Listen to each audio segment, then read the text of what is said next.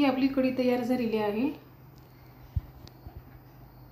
असेच नवीन व्हिडिओ पाहण्यासाठी चॅनलला सबस्क्राइब करा।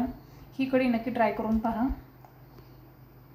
खूप कमी वेळेमध्ये छान झालेली आहे।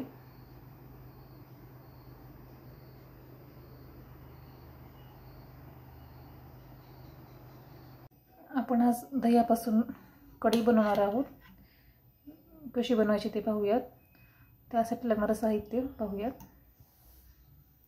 ही 2 मिरच्या कट करून घेतलेल्या आहेत। 2 लसणाच्या पाकळ्या हे आपण कट करून घेतलेल्या आहेत। हे बेसन पीठ 1 चमचा लागणार आहे आणि हे शेंगदाण्याचं कूट आपले 1 चमचा लागणार आहे। हा कढीपत्ता,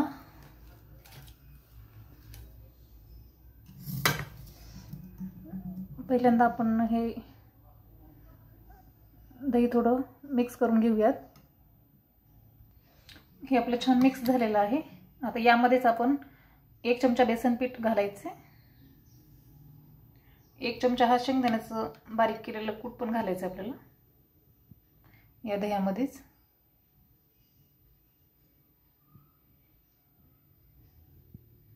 हे बेसन पीठ 1 चमचा।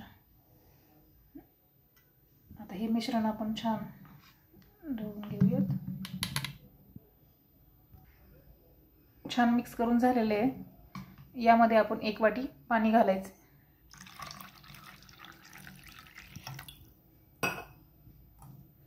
हे छान मिक्स करून घेऊयात। आणखीन कढी बनवण्यासाठी आपल्याला ही छोटीशी कढई वापरायची आहे। यामध्ये अर्धा चमचा जिरे घालायचे।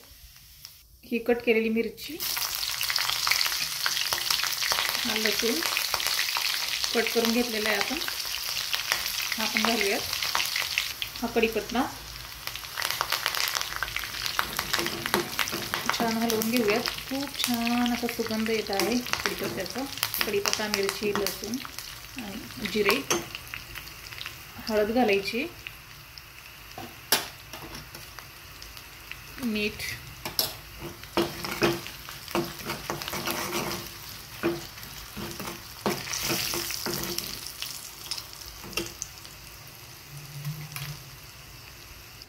हे आपण मिश्रण बनवलेलं हे घालायचं आहे आपल्याला। छान हलवून झालेलं आहे।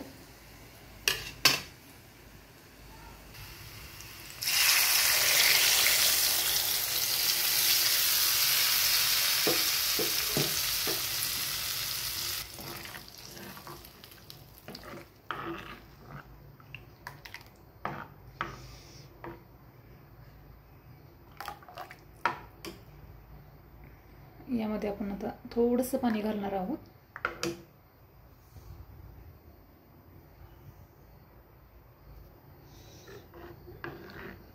कढीमध्ये थोडंसं पाणी टाकलेलं आहे आपण नंतर।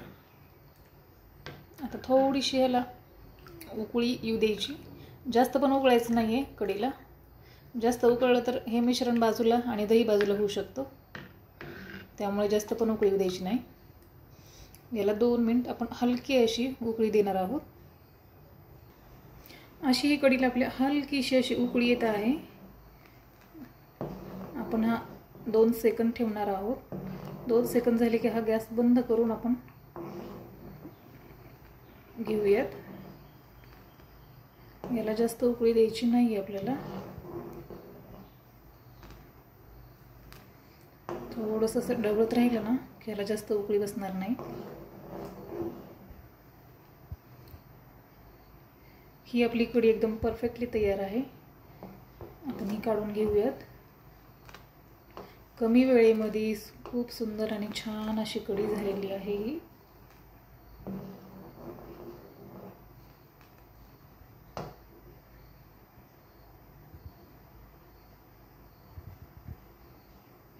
छोटीशी आपली हलकी उकळी आलेली आहे। बंद करूयात आपण गॅस। ही काढून घेऊयात। ही आपण काढून घेतलेली आहे कढी।